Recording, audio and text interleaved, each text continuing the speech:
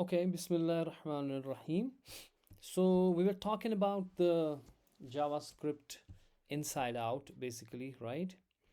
And we carry on with this thing and do something try to see, because these things, these are really hard to find, content, what I'm teaching you. So don't take it for granted. This is not easily get content, okay? And you dig, a lot of books, then you actually get these things. So we talked about the JavaScript is having a just-in-time compiler. Basically, we said firstly it is an interpreter based. Okay, we got the interpreter, but uh, typically we just not use the interpreter. It is interpreter based, yes, it is, but we more talk about the just-in-time compiler. So it has gone to the compilation kind of a thing. But is this a compiler? Then if it is a compiler, then why don't we use simply a compiler, right? If we have a compiler, so why not we use the compiler, and why we move around this just in time and all, right? Isn't it? So we need to understand this thing. Let me admit Farzan Wani. So we need to understand this thing. So firstly, we need to understand what is the difference between the interpreter and compiler, and then you will understand why we have the just-in-time compiler, which is actually the combination of both guys. It is taking the benefit from both of these guys. Now, interpreter is, we use in a scripting language interpreter. Why? Because it is line by line. It's quick. Firstly, it is quick. It's very quick. Okay, because you get the line, you execute, you convert it into the machine. Any code, I'm saying any line of code, you convert it into the machine language. Okay, and you execute it. You don't have to wait for anything, damn thing, go for the next line, convert it into the machine language, execute. But the problem with this interpreter is, basically the interpreter uses what is called as the REPL. you know Even you see the many YouTube, not YouTube, but many, coaching houses, they even think that JavaScript is the REPL. That is read, evaluate, print, and loop. That's wrong. JavaScript is not like this. It's the interpreter who does read, evaluate, print, and loop. This is what interpreter does, but we do not want this. This is the drawback of the basically the your interpreter, because interpreter does what? It reads a line, it evaluates this line, whatever it is, converts it into the machine language, prints it, and loop again for the line number two. But the problem with the interpreter is that, say for example, we have a function call. You have a function here, okay, fun. Now say this function is around 100 lines, just 100 lines, okay? And now you are calling this function. Now maybe you are calling this function some around 20 times, 30 times in your program.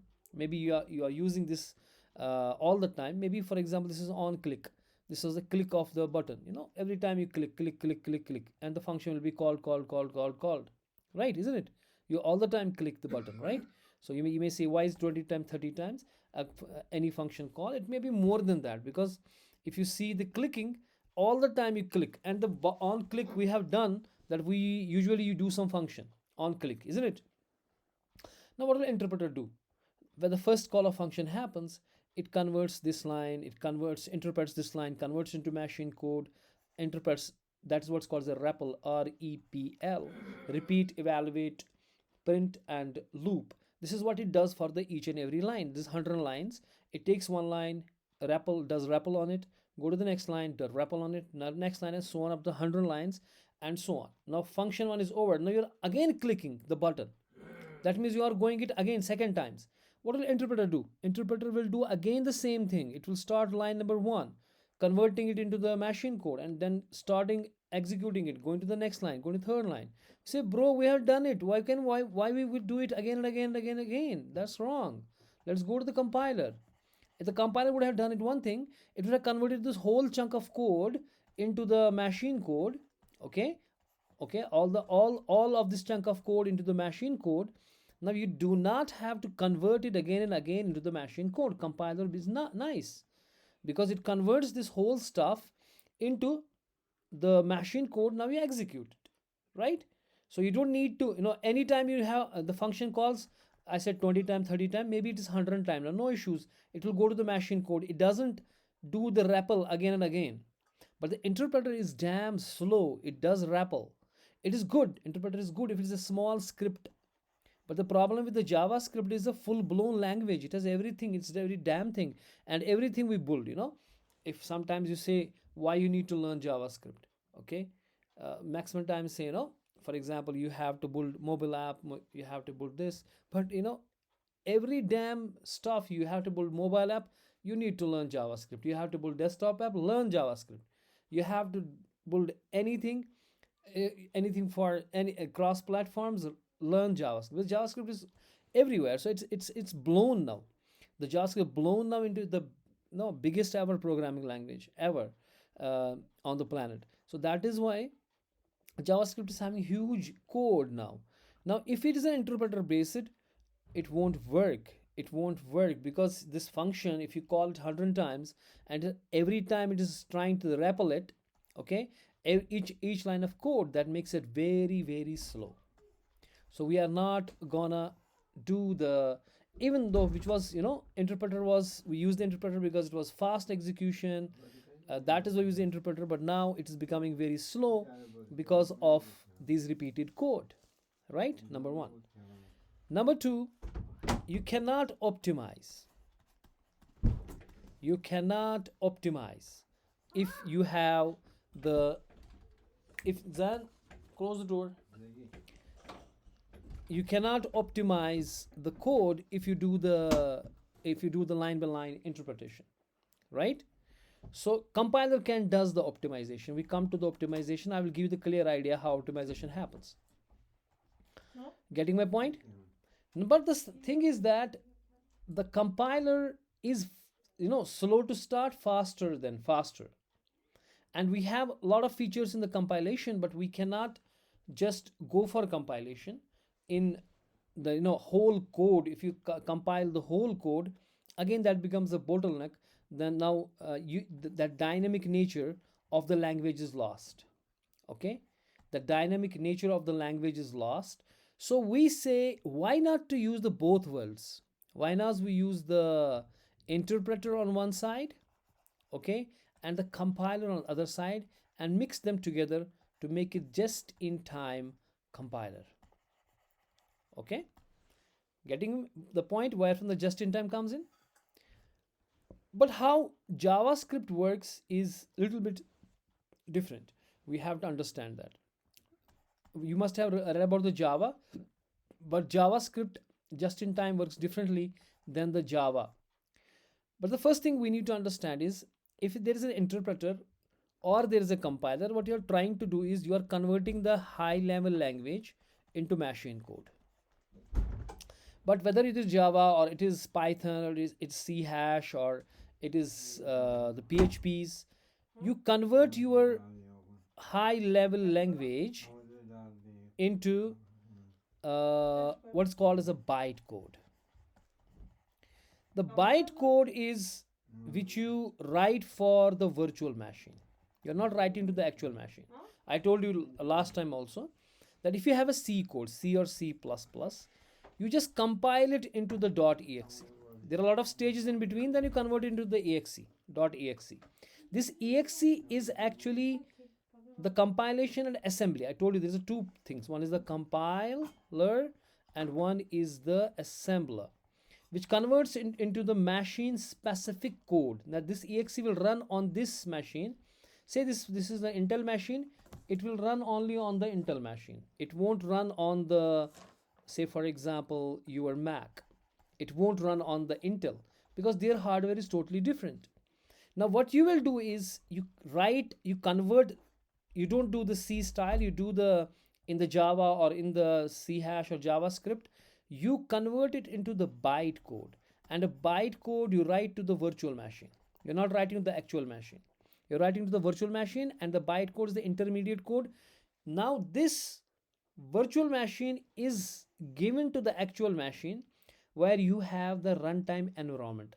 Say we have some JavaScript runtime environment which is in a browser provided on that machine, which has a job to convert this virtual machine stuff into the actual machine stuff. You getting this point what I'm saying? So see, if I have, say for example, I'm in the C saying printf hello. Now this line of code won't be understood by the machine. You have to convert it into the machine code, but this machine code has to be as per the hardware and instruction set architecture of that machine. Say this is the Intel processor. Now this has to be converted as per this processor.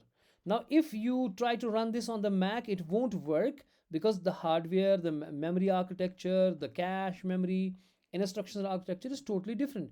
That means you need to create a different version of this machine code which is running on this machine, right?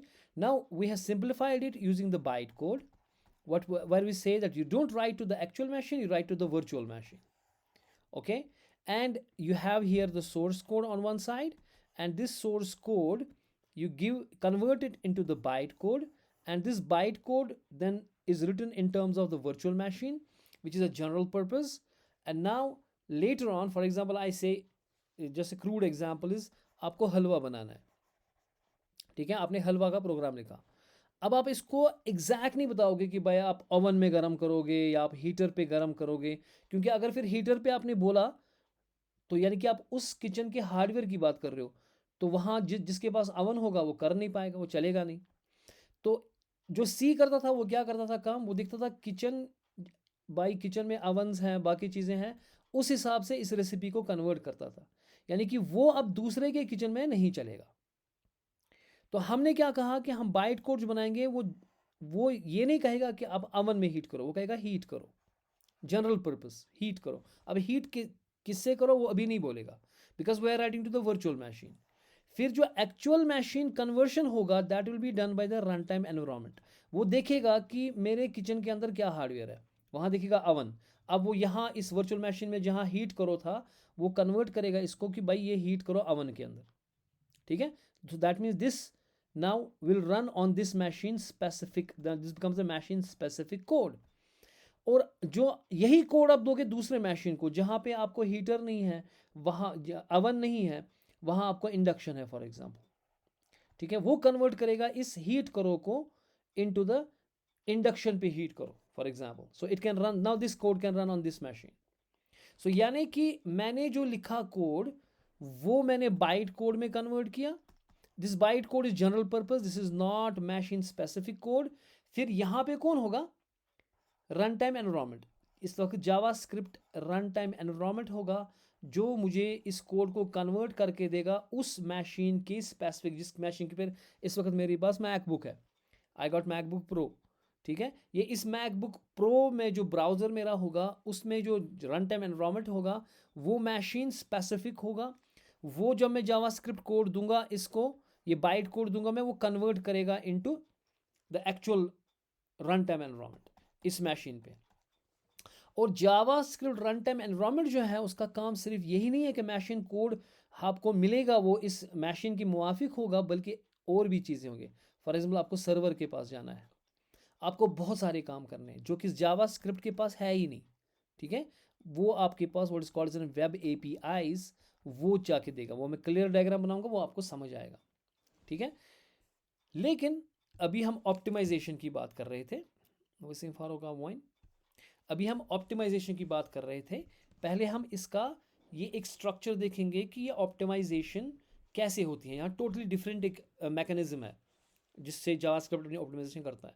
सो आज इसको, ये last lecture इसका है, and should be the clear in your brain कि होता क्या है। पहली चीज़ जो आपका जावास्क्रिप्ट सोर्स कोड है, ठीक है, ये जावास्क्रिप्ट सोर्स कोड आपने लिखा, ओके। अब पहली चीज़ जो है आप इसको किसको देते हो, you give it to the parser. मैं एक लाइन में नहीं लिखूंगा, यहाँ पे लिखूंगा ऐसे, you give it to the parser, ठीक है। पार्सर इस कोड को पकड़ता है, ठीक है, पकड़ा, ये पार्सर यूनिट है, वो इसको एक एब्स्ट्रैक्ट सिंटेक्स ट्री में कन्वर्ट करता है, एब्स्ट्रैक्ट सिंटेक्स ट्री, ठीक है ना। अब जो आपका एब्स्ट्रैक्ट सिंटेक्स ट्री है वो इसको एक ट्री स्ट्रक्चर में बनाता है, ठीक, और like this kind of tree आपने पढ़ा ही होगा, ठीक है। ये ट्री स्ट्रक्चर होता है, that's called abstract syntax tree. ये कोई मसला नहीं है। उसके बाद जो हम काम करते हैं, हम इस एब्स्ट्रैक्ट सिंटैक्स ट्री को इंटरप्रेटर को देते हैं, ठीक है। पहली बार हम इंटरप्रेटर को ही देते हैं, पहली बार कोई ऑप्टिमाइजेशन नहीं होती है, ये बात दिमाग में रखो। जो हमारा इंटरप्रेटर है ये आ जाता है। और अगर हम V8 इंजन की बात करेंगे, जो हमारा V8 है क्रोम का, हर एक का अपना अपना होता है। V8 ने इसका नाम रखा है, इस इंटरप्रेटर का नाम रखा है इग्निशन। उन्होंने ये नाम लिए है in terms of an the racing car. जो रेसिंग कार है उसी से उन्होंने अपने नाम लिए हैं, जो लेटेस्ट में बात कर रहा हूँ, वरना इससे पहले और कुछ नाम थे। नाउ इंटरप्रेटर का नाम है इग्निशन रखा है इन लोगों ने। ये पहले ये आएगा, ठीक है। ये कन्वर्ट करेगा अपने इस कोड को into the byte code. Bite code is the intermediate code, ठीक है। अच्छा, जब ये बाइट कोड हो गया, उसके बाद ये कन्वर्ट किया जाएगा into the machine code.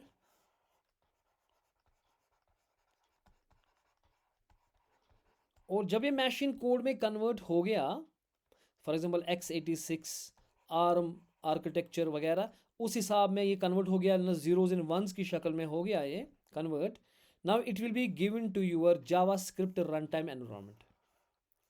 This will be given to your JavaScript run time environment, ठीक हो गया, ओके। और ये इसको एग्जीक्यूट करके देगा। अब जावा स्क्रिप्ट रन टाइम एनवायरनमेंट है, उसमें सिर्फ जावा स्क्रिप्ट नहीं है बल्कि बहुत सारी वेब एपीआईज हैं, वो अलग डायग्राम में से मैं समझाऊंगा। अभी पहले मैंने क्या कहा, अभी जस्ट इन टाइम कहीं पे आया ही नहीं। जस्ट इन टाइम कंपाइलर है, आपने कभी देखा ही नहीं। अभी होता क्या है कि आपका सोर्स कोड जो है उसको आपने पार्सर को दिया, पार्सर कर क्या करेगा, वो कन्वर्ट करेगा आपके सोर्स कोड को into the abstract syntax tree. इस एब्स्ट्रैक्ट सिंटैक्स ट्री को इंटरप्रेटर को दिया जाएगा जिसका नाम इग्निशन है इन योर V8। ये इसको बाइट कोड कन्वर्ट करेगा और ये मशीन कोड में कन्वर्ट करके इसको रन टाइम एनवायरनमेंट को देगा। लेकिन इन द मीन टाइम यहाँ से हमें पता है कि इंटरप्रेटर को अगर मैंने दिया काम किया कि मैंने फंक्शन मेरे पास एक है, ऑन क्लिक वाली फंक्शन है, और इसमें for example 100 lines of code है, और मैं इसको 100 बार कॉल कर रहा हूँ, ठीक है। और कुछ फंक्शन है, दूसरी फंक्शन है या कोई और कोड है, इसको मैं बार बार कॉल कर रहा हूँ। से फॉर एग्जाम्पल इसको मैंने 20 बार कॉल किया है, 50 बार कॉल किया, और इसको मैं इस फंक्शन को मैं 200 टाइम्स कॉल कर रहा हूँ, 300 टाइम्स कॉल कर रहा हूँ, 1000 टाइम्स कॉल कर रहा हूँ, या मतलब कि लार्ज टाइम्स कॉल कर रहा हूँ। इसको भी मैं कॉल कर रहा हूँ बहुत सारा, मगर उतना लार्ज नहीं, ठीक है। I will call it 5 times मैंने इसको कॉल किया। तो जो कोड रिपीट हो रहा है 5 टाइम्स, ये दो चीज़ें, एक कोड जो कि रिपीट हो रहा है बहुत ज़बरदस्त times, that's called as hot code. और जो कोड रिपीट हो रहा है लेकिन उतने ज़्यादा नहीं, that's called as warm code. और यहाँ पे बैठा है जो इंटरप्रेटर है, उसके साइड में आपको बैठा हुआ है जस्ट इन टाइम कंपाइलर, जिसका नाम इन्होंने रखा है टर्बो फैन। मैंने कहा ना रेसिंग कार पे नाम रखा है, ये टर्बो फैन रखा है। V8 की बात कर रहा हूँ मैं, V8 जो आपका जावास्क्रिप्ट रन टाइम इंजन है। ये क्या काम करता है, ये इस कोड को जो इंटरप्रेटर ने काम कर रहा है उसको देख रहा है, ये इसमें इनलाइन कैश करता है, इनलाइन कैश।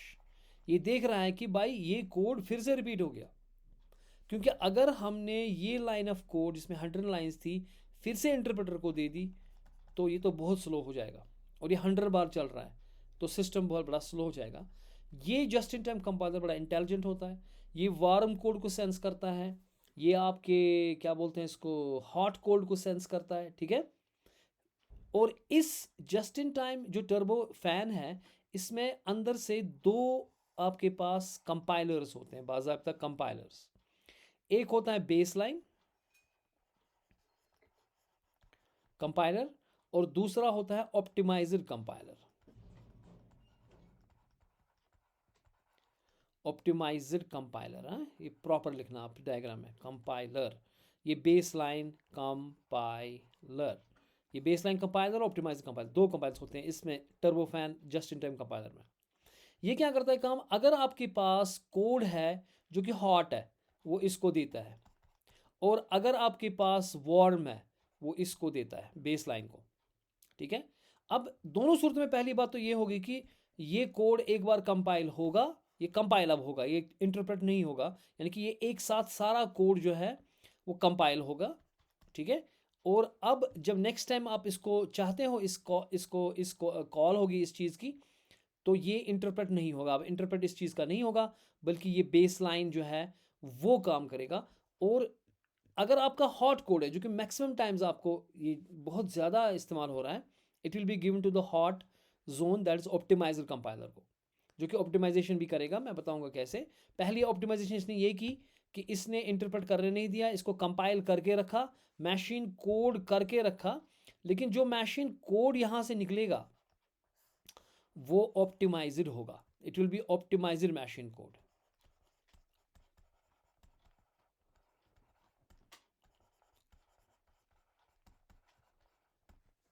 और कभी कभार हम इसको डी ऑप्टिमाइज करते हैं, वापस बाइट कोड बनाते हैं, या अब हम इसको ये जावा रन टाइम एनवायरनमेंट को देंगे so that it will run it. लेकिन जो ही आप कोड एग्जीक्यूट कर रहे हो, फंक्शन कॉल्स आ रही हैं, आपका जस्ट इन टाइम कंपाइलर काम पे लग गया। अब पहले इंटरप्रेटर ने इग्निशन दे दिया, उसने गाड़ी स्टार्ट की, इसने गाड़ी एक बार स्टार्ट की, अब गाड़ी चल रही है, अब ये इसको आर्टिफिशियल इंटेलिजेंस की तरह मॉनिटर कर रहा है, ये turbofan just in time compiler. तो पहले नहीं करता, पहले इंटरप्रेटर ही काम करता है, उसके बाद जस्ट इन टाइम कंपाइलर लगातार इसको गॉज कर रहा है आपके इस इंटरप्रेटर के कोड को, और देख रहा है कि भाई ये कोड तो हॉट जोन में है, ये वार्म जोन में है, तो इनकी साथ साथ साथ साथ साथ साथ ये हर बारी अपडेट करता रहता है आपके सोर्स कोड को, इसको ऑप्टिमाइज करता रहता है, करता रहता है, करता रहता है, ठीक है ना। तो ऑप्टिमाइज जब इसको करता करता जाएगा, आपका ऑप्टिमाइजर मशीन कोड बनेगा, जो आपका x86 हो या फिर रैम हो, क्योंकि ये मशीन डिपेंडेंट कोड होगा ना, आरम ARM नॉट रैम, आरम कोड हो, x86 हो, या जो भी कोड आपका है, जो भी आपकी मशीन है, उस इंटेल के हिसाब से बनाएगा, मैक के हिसाब से बनाएगा, AMD के हिसाब से बनाएगा, जो भी मशीन होगी उसके हिसाब से ये बनाता जाएगा, और you can give to the Java run time environment which will execute it later on. बात समझ आ रही है। अब ये ऑप्टिमाइजेशन जो होती है ये बहुत तरीके से होते हैं, ठीक है। इनफैक्ट जो इसको ट्रैक करता है ना, जो जो इस चीज़ को ट्रैक कर रहा है कि ये हॉट है कि वार्म है, that is called as profiler, that is profiler यहाँ पे होता है। प्रोफाइलर ट्रैक करता है कोड को, इट ट्रैक्स द कोड, ठीक है ना। ये कोड को ट्रैक करता है कि भाई कोड कैसा है, लेकिन पहली बार जो है वो कोड को रन करने देता है, क्योंकि पहली बार में नहीं पता, जस्ट इन टाइम कहाँ पता है कि ये छा गसान एग्जीक्यूट कि ना गसान, ये दमी फिर आव इंटरप्रेटरस तमिस तौर फिक्रिया आव दमी फिर, जब ये तीसरी बार आता है जस्ट इन टाइम चूशा ये 3 बार आ गया, 4 बार आ गया, तो depending on that it makes it hot and warm, ठीक है ना। उस हिसाब से ये अपनी ऑप्टिमाइजेशन करता है, and it creates an optimized machine code which is very optimised.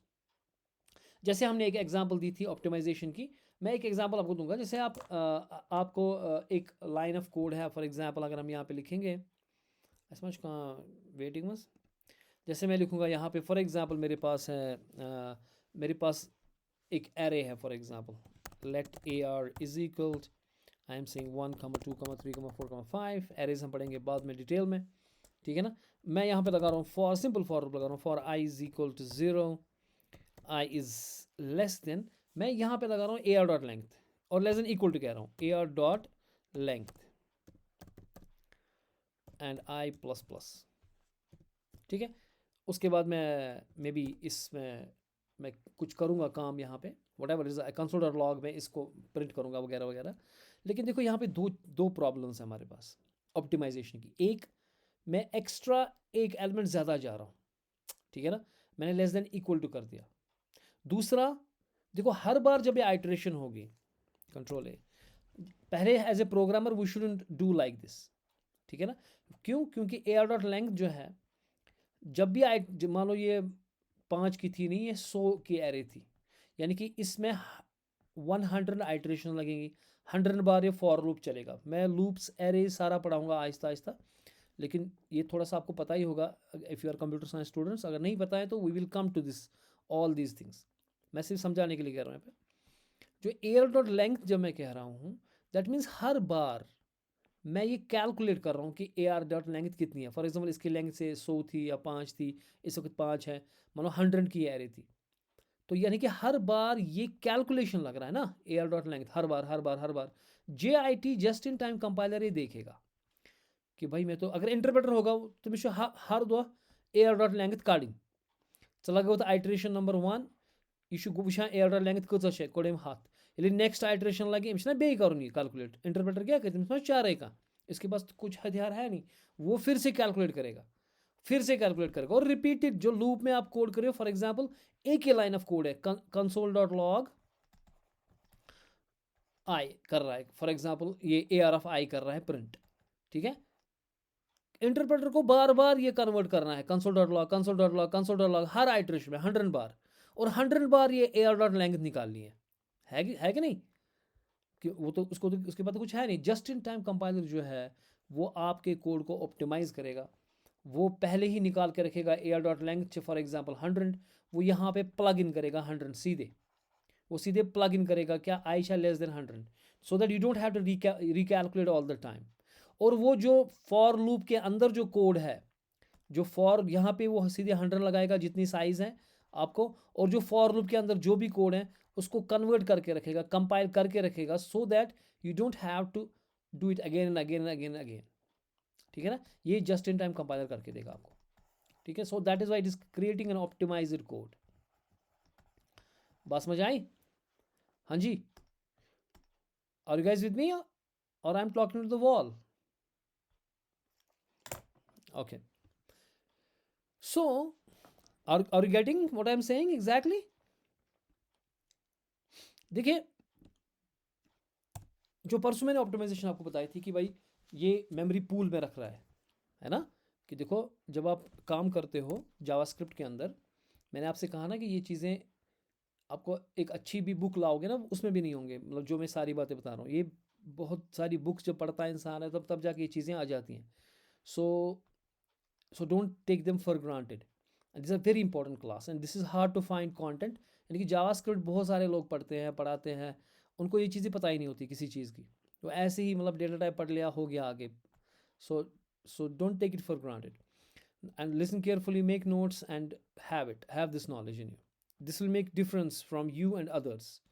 Okay, now मैं आपसे कह रहा था कि आपका जब मेमोरी दी जाती है, आपके पास स्टैक दिया जाता है, ठीक है, आपको हीप दिया जाता है, मैंने आपको कहा था आपको हीप दिया जाता है, स्टैक दिया जाता है, इसके बगैर आपको एक फ्री पूल दिया जाता है फॉर प्रिमिटिव डेटा टाइप्स, ठीक है। इसके बगैर आपको एक मेथड एरिया होता है। मेथड एरिया जो होता है आपका, वो उसमें आप फंक्शन कोई लिखी आपने, वो सारी फंक्शन इसके अंदर लिखी जाती है। इससे पहले कि आपने सिंगल लाइन ऑफ कोड किया, जो भी आपकी लोग का लाइन ऑफ कोड है, उससे पहले ही ये सब आपको दिया जाता है मेमोरी क्रिएशन फेज में। मैंने जो बताया था आपको, एग्जीक्यूशन फेज अभी हुआ नहीं, अभी एक भी लाइन चली नहीं, आपको स्टैक भी है, हीप भी है, फ्री पूल भी है, मेथड एरिया भी है और स्टैटिक एरिया भी है आपके पास है।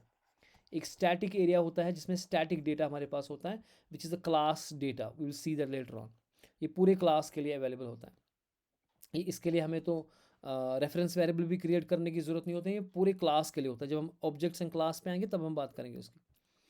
यानी कि कुल मिला के मैं ये कह रहा हूँ यहाँ से कि मैंने एक यहाँ पे फॉर एग्जांपल कुछ वेरिएबल बनाए, आप लेट से बनाओ, कॉन्स्ट से बनाओ, वैर से बनाओ। फॉर एग्जाम्पल मैंने कॉन्स्ट से बनाए वेरिएबल्स कुछ, ठीक है। फर्स्ट नेम मैंने कहा इक्वल्स टू फ़र्ज़ कीजिए जुनैद, ठीक है। किसी को बोलोगे कि भाई मेमोरी का एड्रेस दिखा दो जावास्क्रिप्ट का, वो बोलेगा क्या आप बोल रहे हो, जावास्क्रिप्ट में ये नहीं होता, ठीक है। तो हम देखते हैं कि क्या होता है। ओके, मेरे पास एक दूसरा कॉन्स्ट वेरिएबल है सेकंड नेम, उसके अंदर मैंने फ़र्ज़ कीजिए रखा मुत्तकी, व्हाटएवर, डिफरेंट है, नो इश्यूज़। एक और कांस्टेंट मैंने रखा वेरिएबल, आप लेट वेर कुछ भी कर सकते हो, ठीक है।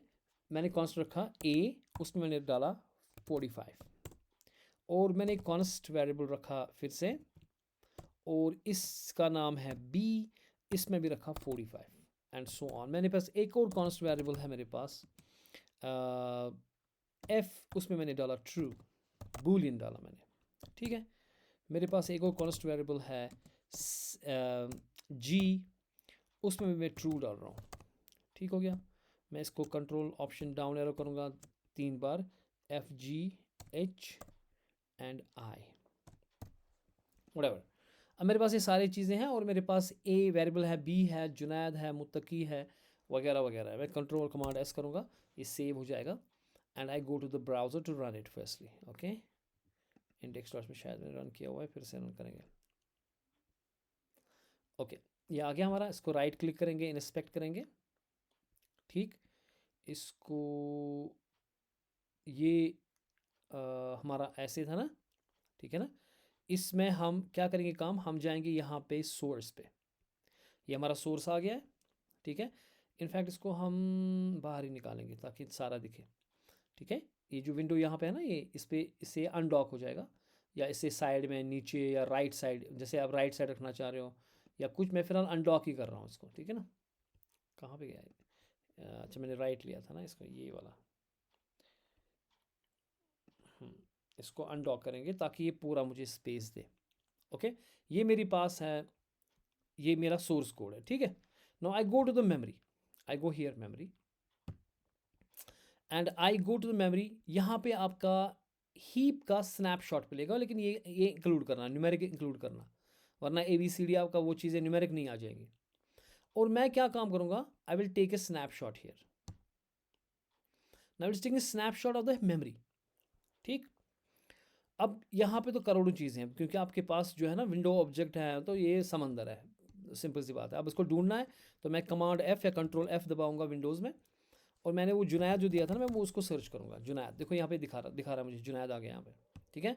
मैं इसको क्लिक करूँगा, उसके बाद क्या रहा है कि फर्स्ट नेम, ये फर्स्ट नेम आपने रखा था जुनैद, और उसका कॉन्टेक्स्ट, ये एड्रेस है उसका, ये उसका कॉन्टेक्स्ट है। मैं इसको पहले कॉपी करूँगा ताकि मुझे बाकी वेरिएबल्स भी दिखे।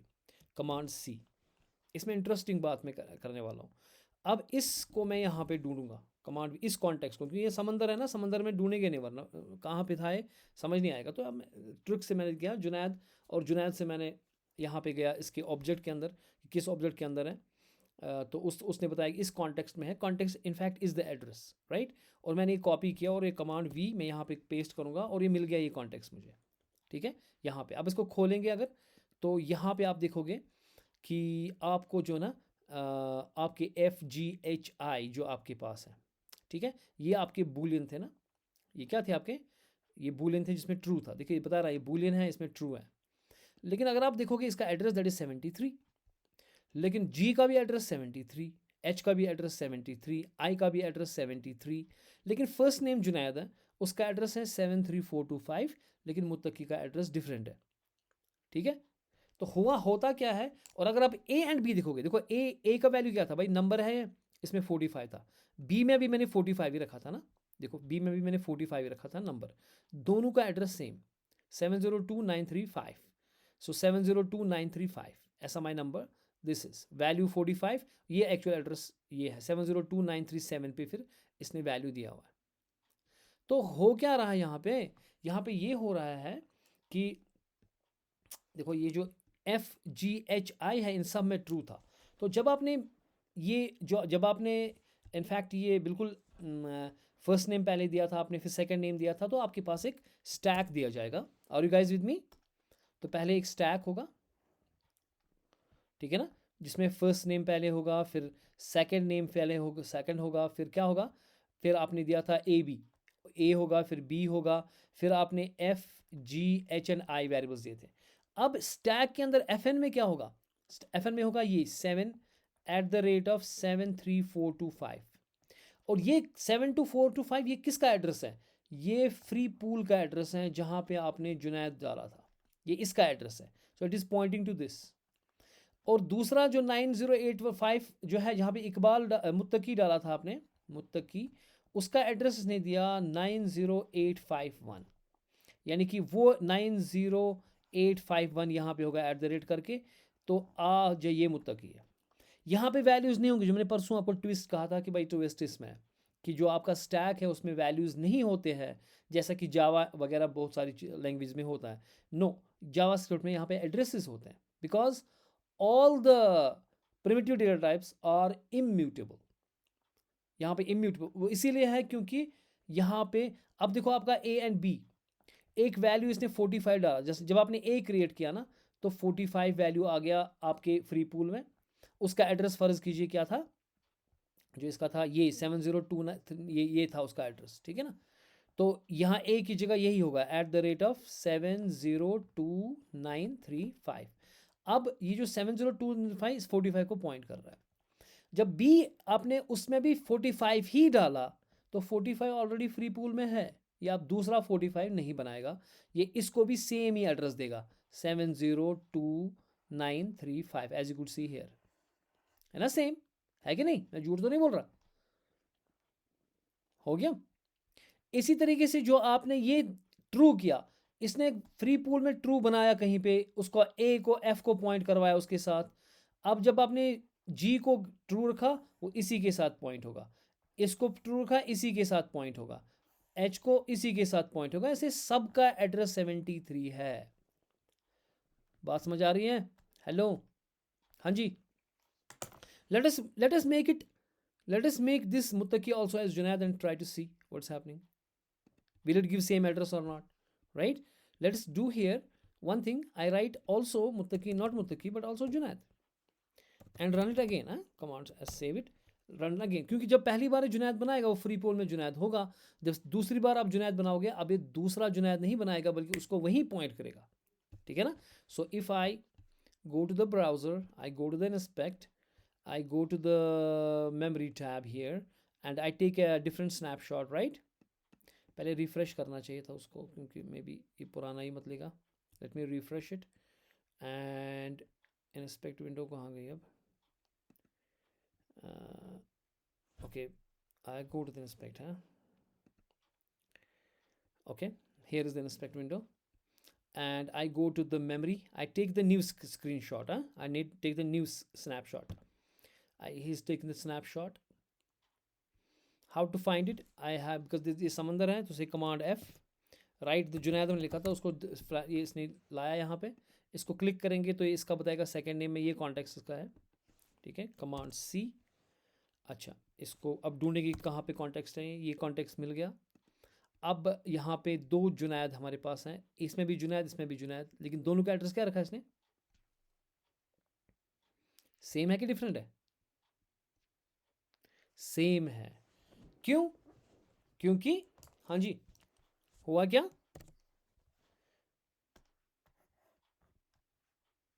एग्जैक्टली जो फ्री पूल है वहाँ पे आपका जुनैद था, जब इसने फर्स्ट नेम बनाया था तो वहाँ पे आपने जुनैद लिखा था और उसका एड्रेस था फॉर एग्जांपल 73523। अब यहाँ पे जब आपका फर्स्ट नेम होगा, फर्स्ट नेम जो भी है उसमें आप स्टोर क्या करोगे, address pointer, that is at the rate of 73523, it is pointing to this guy. जब आपने सेकेंड नेम बनाया उसमें भी जुनैद डाला तो ये इसने देखा कि फ्री पूल में ऑलरेडी जुनैद है, ये दूसरी जगह नहीं, इसी के साथ पॉइंट कराएगा, इसको सेम एड्रेस डालेगा एज यू सी हियर। इसीलिए अब अगर आपने फर्स्ट नेम में कुछ और डाला, अब आप फर्स्ट नेम में मुत्तकी डाल रहे हो तो ये इसको चेंज नहीं कर सकता, क्योंकि अगर इसको फर्स्ट नेम में चेंज किया तो ये इस बंदे को भी चेंज होगा ना, ठीक है ना। सो अब ये इसमें चेंज नहीं कर सकता, अगर आपने उससे चेंज किया तो ये जो मुत्तकी है वो दूसरी जगह बनेगा and this first name will be pointing to that, और ये लिंक खत्म हो जाएगी खाली, क्योंकि ये इसको चेंज नहीं कर सकता, क्योंकि इसके साथ कुछ और भी लोग हो सकते हैं। फ़र्ज़ कीजिए आपने कहा एक और नेम 3, उसमें भी आपने जुनैद डाला तो नेम 3 जो आपका होगा वो इसी के साथ पॉइंट करेगा। तो अगर आप किसी अब वेरिएबल से इसको चेंज करना चाहते हो फिर तो वो सब वेरिएबल को चेंज होगा ना, तो इसलिए हम कहते हैं कि नहीं ये इम्यूटेबल है, you can't change it, if you have to change that value give another value in the pool and point to that. अब इसमें एक और मज़े वाली बात है, let me close it, I go to the code. मैं यहाँ पे एक चीज़ करूँगा, मैं कहूँगा कमांड जी, मैं ऐसे रखूँगा तो स्पेलिंग मिस्टेक ना हो, मैं JUN डबल कोड करूँगा फिर कॉन्कैटनेट करूँगा AID, तो सेम ही हो गया ना, if I see second, what will be second name? Second name will be Junaid, right? Because JUN और AID कंकैटनेट होगा और ये जुनैद ही बनेगा. इस सूरत में मुझे बताओ क्या ये सेम रखेगा नहीं रखेगा? हाँ जी, क्या ये एड्रेस सेम रखेगा? व्हाट डू यू से?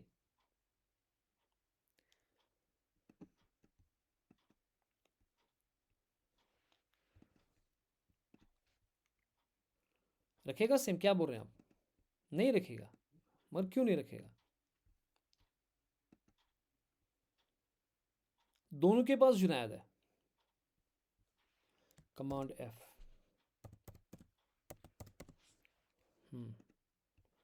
ये कॉन्टेक्स्ट है. देखो डिफरेंट कॉन्टेक्स्ट दिया हुआ इसने. वो तो देगा ही, हर बार डिफरेंट ही आएगा ना, मेमोरी एक ही नहीं आएगी. अब मैं इसको सर्च करूँगा कहाँ पे ये कॉन्टेक्स्ट है. कमांड V, खुल गया ये कॉन्टेक्स्ट और यहाँ पे हमारे सारे वेरिएबल्स हैं. इनमें 70 70 73 दिया. दोनों में जुनैद है, लेकिन इसका एड्रेस क्या है? 75605. इसका एड्रेस क्या है? पता नहीं क्या, दूसरा जगह. ये ऐसा क्यों हो गया? दोनों तो जुनैद ही थे. तो इसके लिए ये याद रखना है आपको, जो ऑप्टिमाइजेशन आपकी है, जो आपकी ऑप्टिमाइजेशन है, ये कौन करता है? ये करता है कंपाइलर. कंपाइलर कंपाइल टाइम पे काम करता है ना. कंपाइल कब होता है? पहले एग्जीक्यूट होता है, कंपाइल होता है. कंपाइल जो कोड देगा वो आप दोगे JRE को. In fact this is JSRE, JavaScript run time environment, जो ब्राउज़र के अंदर होगा, वो इस कोड को फिर एग्जीक्यूट करेगा. जब आपने कहा JUN फिर कहा प्लस, माइक बंद करें प्लीज़, इसमें इको आ रहा है ना.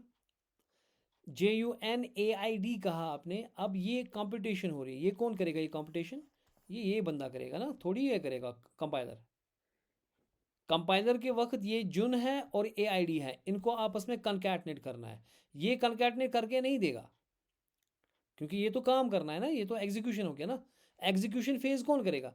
वो लास्ट में होगा. एग्जीक्यूट जो जिसको करना है वो आपका रन टाइम एनवायरनमेंट करके देगा, और ये आपको ऑप्टिमाइज नहीं करता. This doesn't do the optimization. So इसलिए ये जो वाली ये जुनैद बनेगा लास्ट में, लेकिन जो हम फ्री पूल की बात कर रहे हैं वो कंपाइलर करके देता है आपको. फ्री पूल में डालना चीज़ें, ये नहीं करके देगा. जो जावास्क्रिप्ट रन टाइम एनवायरनमेंट है वो हीप में चीज़ों को बनाएगा. यानी कि ये वाला जुनैद जो है ये हीप के अंदर बनेगा, और इसको वास्ता नहीं होगा फ्री पोल वाले जुनैद के साथ जहाँ पे आपका फर्स्ट नेम था. ये जो सेकंड नेम जुनैद बन के आएगा, क्योंकि जो आपका फ्री पूल में जब आपका ये ना क्या बोलते हैं इसको, सेकंड नेम होगा, वो यहाँ पे जुन और AID होगा, और उनको कंकैटनेट करना है बाद में. ये दो स्ट्रिंग्स हैं, ये अलग अलग स्ट्रिंग्स होंगी. फिर इनको कंकैटनेट करके देगा आपका कौन? जावास्क्रिप्ट रन टाइम एनवायरनमेंट, और वो हीप में बनाएगा. तथ्य यथाश वाट किन अवश्य एड्रेस दिवारे डिफरेंस. अगर तो ये एड्रेस, इसका एड्रेस 1 2 3 4 5 है, इसका देखो कितना बड़ा है, क्योंकि ये हीप के अंदर बना है और ये आपके फ्री पूल में बना है, तो इसलिए इनका एड्रेस डिफरेंट है. अगर ये भी फ्री पूल होता तो इसको मिलता कि जुनैद ऑलरेडी है, तो इसी के साथ पॉइंट करता. ये बात समझ में आ गई? Is this clear what I am saying? हाँ जी, ओके. नाउ हम आते हैं वापस कि जावा रन टाइम एनवायरनमेंट जो हमारा है वो कैसा होता है. ठीक हो गया कि जो हमारा जावा रन टाइम एनवायरनमेंट है, ये आपको याद रखना है. कहाँ गया ये पेन? अबे लिख क्यों नहीं रहा? अच्छा इसको निकल ही गया यहाँ से. अच्छा जो आपका जावा रन टाइम एनवायरनमेंट है, जावा नहीं सॉरी जावा स्क्रिप्ट रन टाइम एनवायरनमेंट जो आपका है, ठीक है, ये एनवायरनमेंट क्रिएट करके देता है आपके जावा स्क्रिप्ट को कि भाई साहब वो बहुत सारी चीज़ें कर सके जो कि जावा स्क्रिप्ट में है ही नहीं. अगर हम कुल मिला के कहेंगे जावा स्क्रिप्ट जो हमारा है इंजन, उसमें क्या है? उसमें आपको मेनली जो आपके पास होगा that is a call stack and memory. जो आपको मेमोरी दी जाएगी, memory in terms of heap etcetera, और आपके पास एक कॉल स्टैक है. कॉल स्टैक जो होता है, जब भी आप कोई कोड को रन करते हो उस पर फंक्शन, जब भी फंक्शन होगी आप ये करना यहाँ पे ब्राउज़र के अंदर, ठीक है ना। आप उसको रन करना, किसको, अपने कोड को आप रन करना। उसके बाद आप उसमें देखना कि उसमें जितनी भी फंक्शंस होंगी, जो भी आपकी उसमें फंक्शंस होंगी, वो उसका आप इंडेक्स कमांड का राइट क्लिक इंस्पेक्ट, हाँ। तो जितनी भी आपको इसमें जो पेज आपका है ना, वो किस में, हमारे में सोर्स में स्निपेट आ गया, यहाँ पे पेज, ठीक है। ये पेज आ गया आपका, ये इंडेक्स पेज है। और जावास्क्रिप्ट पेज कहाँ गया इसका, ये है ना जावास्क्रिप्ट, ठीक है। फिलहाल इसमें इतना ही है। पता नहीं इसने इतना ही क्यों खोला इसमें, इंडेक्स यही पेज है। तो एक मिनट में इसको पहले क्लोज करूँगा। मुझे पता ही खुला है नहीं तो inspect source script dot JS. अच्छा, तो हम इतना ही हमारे पास है। इसमें तो बहुत सारी चीज़ें हैं। ये क्या खुला रहा है, एक सेकेंड, इसको बंद करेंगे एक मिनट।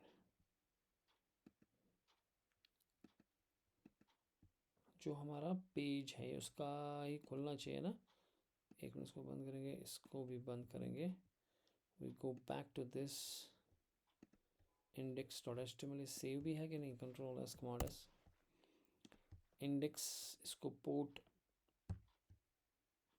गो लाइव, इसको इंस्पेक्ट करें। पहले इसको हम नीचे रखते हैं, ठीक है। ओके, आप सोर्स में जाएं, ये स्क्रिप्ट आ गया हमारा, अब आ गया, पता नहीं क्या दिखा रहा था ये, ठीक है ना। फिर यहाँ पे जो आपका एक कॉल स्टैक है, यही इसकी बात कर रहा था मैं, जो कॉल स्टैक है ये वाला चीज़।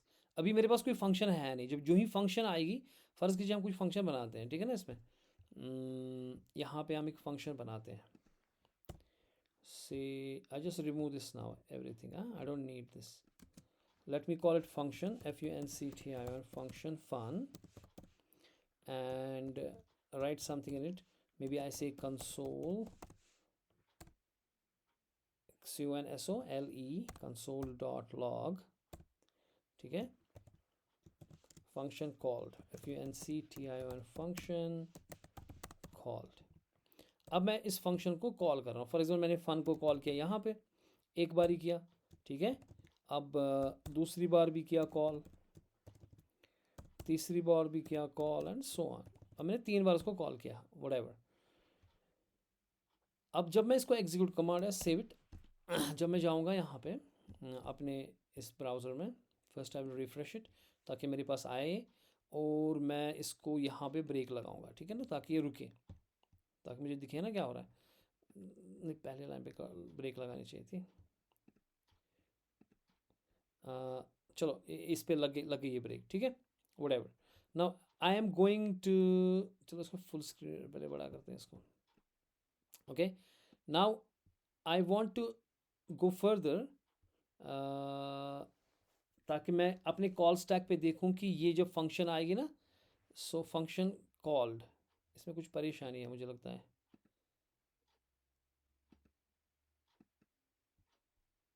नहीं नहीं, इसमें कुछ एरर तो नहीं, हमने एरर तो नहीं रखा इसमें, जस्ट क्लोज दिस। इसमें कुछ एरर है, is it correct code?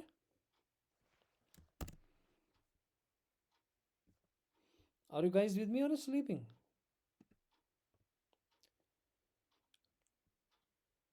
Source यहाँ पे ब्रेक लगा हुआ है ना, हम यहाँ पे नहीं, यहाँ पे ब्रेक लगाएंगे, इसको हटाएंगे, यहाँ पे ब्रेक लगाएंगे, ठीक है। Okay, then why is not running, basically that's why. देखो यहाँ पे जब इसको रन करेंगे ना हम आगे, I don't know why is ना, अच्छा इसको रिफ्रेश करेंगे ना पहले एक बार, हाँ, क्योंकि ये एक्चुअली एग्जीक्यूट हो गया था ना सारा, उसके बाद में ब्रेक लगा रहा था, ठीक है। आपको समझ आ रही, मैंने ब्रेक लगाई लेकिन ये एग्जीक्यूट हो गया था सारा, तो ये तो चल ही नहीं रहा था कुछ। अब मैंने इसको यहाँ पे जो है ब्रेक लगाई, अब फन पे, अब कॉल स्टैक पे देखें, यहाँ पे ये कॉल स्टैक है मेरा, अभी तो इसमें खाली है।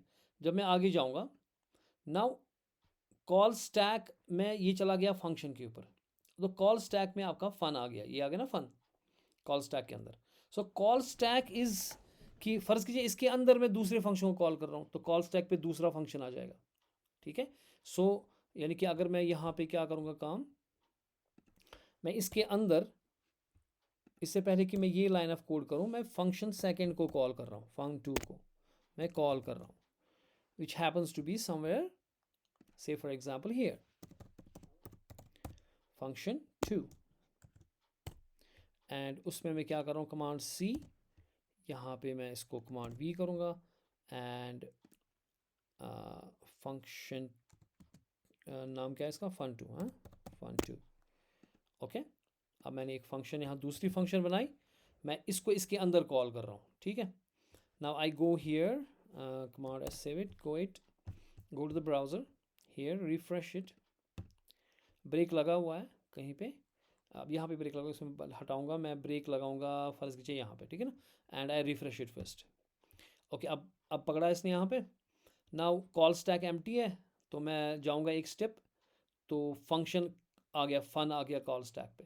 नाउ आई ये इस लाइन ऑफ कोड पे है जहाँ पे ये fun2 को कॉल करेगा, ये जंप मारेगा टू द fun2, यहाँ पे लाइन नंबर 6 पे जंप मारेगा, और 3 जो इसका है वो बैकलॉग में रहेगा, so it is going back. Now you see fun, उसके बाद fun2 कॉल स्टैक में बढ़ गया, सेकेंड फंक्शन आपके कॉल स्टैक में आ गया। अब तो क्योंकि इसको जब जब ये फिनिश होगा, it will pop this function 2 from the call stack.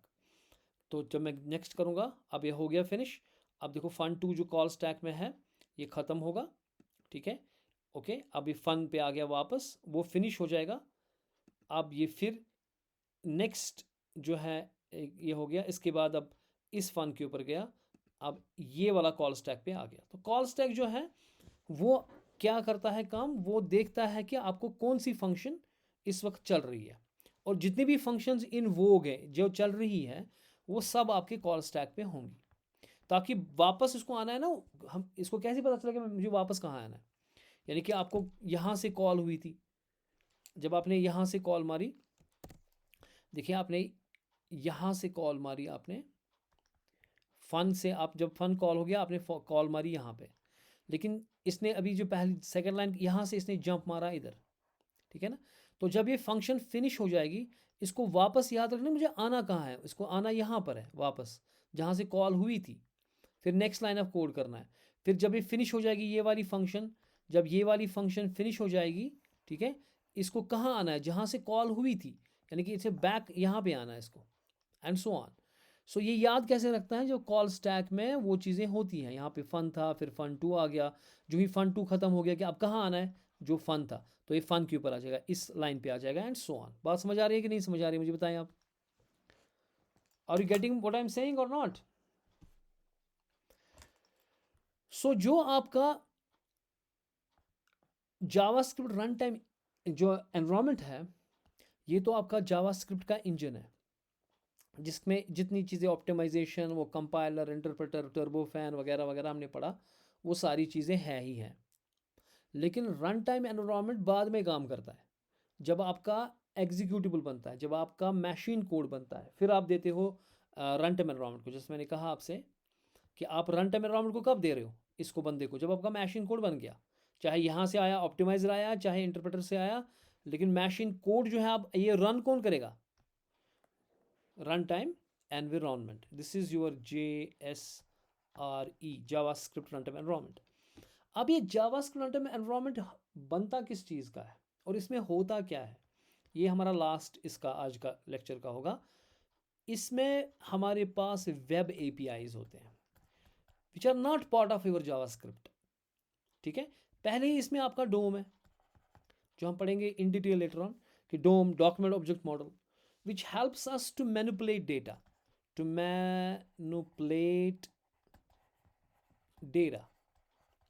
यानी कि आपको HTML का डॉक्यूमेंट है, वहाँ पे कोई टेक्स्ट बॉक्स है, तो आप नहीं करते थे सेलेक्ट, आप करते थे ना document dot gate element by ID, जो ना हम क्या कर रहे थे उसमें पोर्टफोलियो में, तो वो आपका डॉम पकड़ रहा है ना।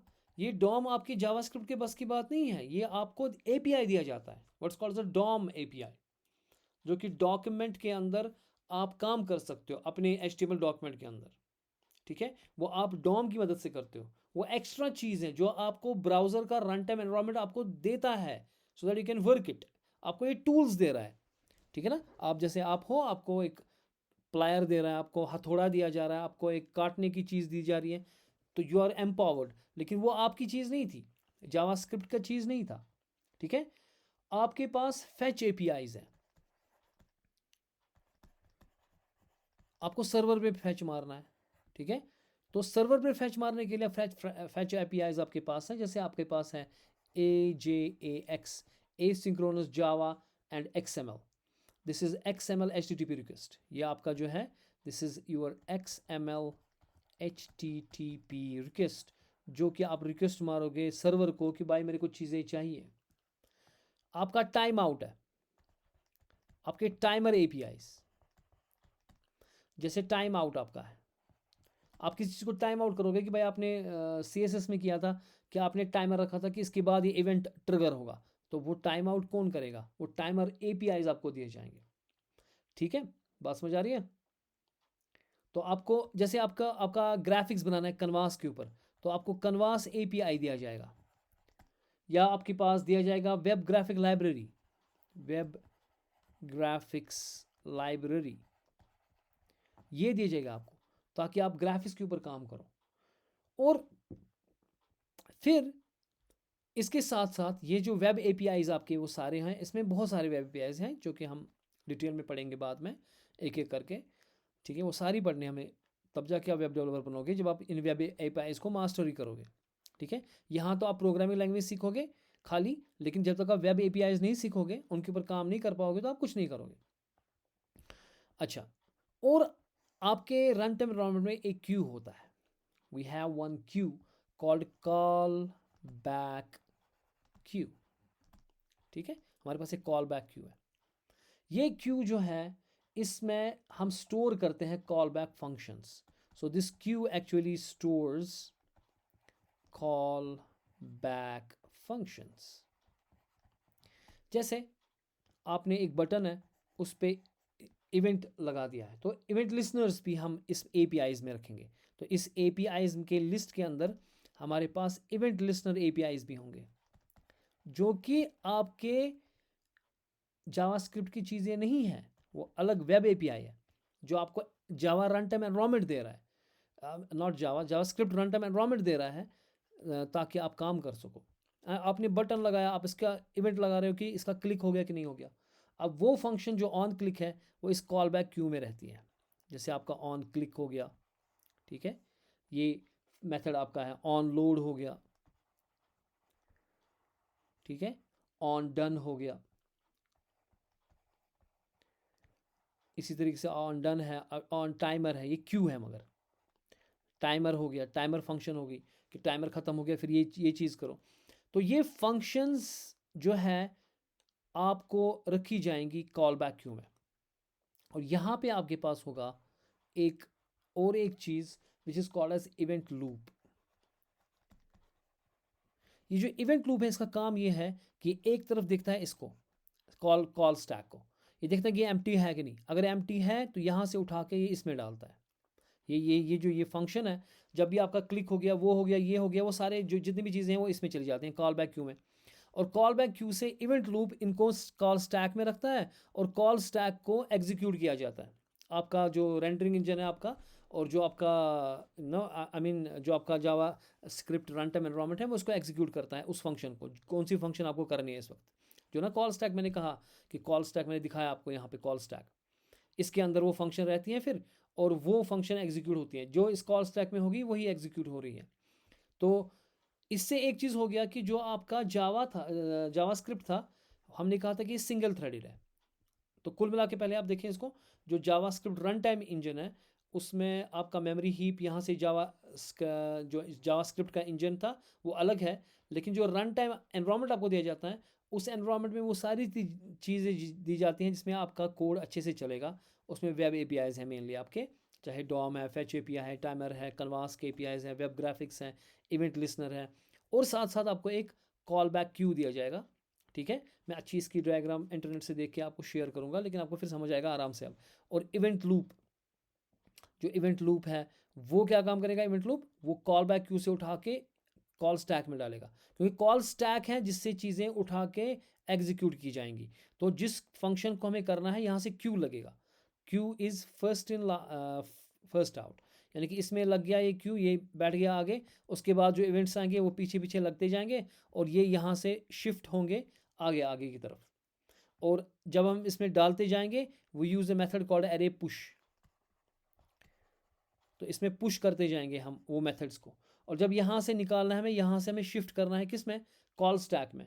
तो वहाँ यहाँ से हमें मेथड लगेगा जो इवेंट लूप लगाएगा, that is called as array shift. वो इसको यहाँ से उठा के एरे शिफ्ट मेथड जो है एरे शिफ्ट, वो यहाँ से उठा के इसको किस में लगाएगा? कॉल स्टैक में, और कॉल स्टैक आपका एग्जीक्यूट होगा। इस तरीके से हम बोल रहे थे कि जो जावास्क्रिप्ट हमारा है ये सिंगल थ्रेडेड है ना, ये सिंगल थ्रेडेड है, ये सिंक्रोनस है। सिंक्रोनस का मतलब है स्टेप 1 हो गया, फिर स्टेप 2 होगा, फिर स्टेप 3 होगा। इसमें और कोई चीज़ बीच में नहीं आ सकती, एक फंक्शन एग्जीक्यूट हो रही है वही होगी। लेकिन यहाँ से अब जो वेब एपीआईज हैं, जो आपका कॉल बैक क्यू है, उसमें कोई भी फंक्शन उठ के घुसा सकते हैं हम किस में? कॉल स्टैक के अंदर। तो इस तरह से ये एसिंक्रोनस बन जाएगा। अच्छा, इसी तरह से आपका जो जैसे आपका एजेक्स है, एजेक्स में क्या करते हैं? अभी आप यहाँ से काम कर रहे हैं, वो पीछे से जो सिंक्रोनस बोलता है कि पहले एक काम करो, फिर दूसरा करो, फिर तीसरा करो, लेकिन यहाँ पे वो चीज़ ब्रेक हो रही है। आपको एसिंक्रोनसली आप यहाँ पे फेसबुक पे चीज़ें देख रहे हो, फॉर एग्जांपल आपका फेसबुक है, आप फेसबुक पे चीज़ें देख रहे हो, पीछे से एजेक्स सर्वर को जाता है। ठीक है, सर्वर से चीज़ें लाके आपके इसमें अपडेट करता रहता है। ठीक है, तो asynchronous, that's why it's called asynchronous. पहले जो एक्सएमएल होता था वो सिंक्रोनस था। यहाँ ये जो एक्सएमएल है Ajax, it is asynchronous JavaScript and XML, जो कि पीछे से जाके आपको लाता है, यानी कि इन इन इन वन फ्लो नहीं जाती, ये थर्ड अलग काम कर रहा है, जो सर्वर को जा रहा है वहाँ से ला रहा है, और आपका ब्राउज़र जो है ना अपडेट हो रहा है। आप स्कोर देख रहे हो पीछे से वो ला रहा है, वरना आपका स्कोर जो पहले रिफ्रेश बटन करना था तो तब जाके वो फैच मारता किसको? सर्वर को, वहाँ से लाता है चीज़ें। ठीक है, लेकिन ये एसिंक्रोनस मोड में ला रहा है। तो इस तरह से आपका ये जो है ये बन गया जावास्क्रिप्ट। क्या बन गया आपका? ये बन गया आपका भाई साहब एसिंक्रोनस। नींद किस किस को आ रही है ये बताओ? हाँ जी, नींद आ गई? मुझे लगता है सारे सोए हुए हैं मेरे बगैर। ओके, समझ आ रहा है? आज का जो क्लास था, जो भी हमने इसमें पढ़ा, ये usually maximum times because maximum time जो कोडिंग पकड़ी हुई है ना, वो प्योरली कंप्यूटर साइंस स्टूडेंट ने नहीं पकड़ी हुई है। इसलिए जो है या तो वो रट्टा लगा के कोडिंग करते हैं। तो this is what the base mean actually, where you get the hold of the base. ठीक हो गया? आधे बच्चे तो भाग ही गए हैं पहले ही जिन्होंने ज्वाइन किया था। समझ आ गया कि नहीं आ गया समझ? Any questions?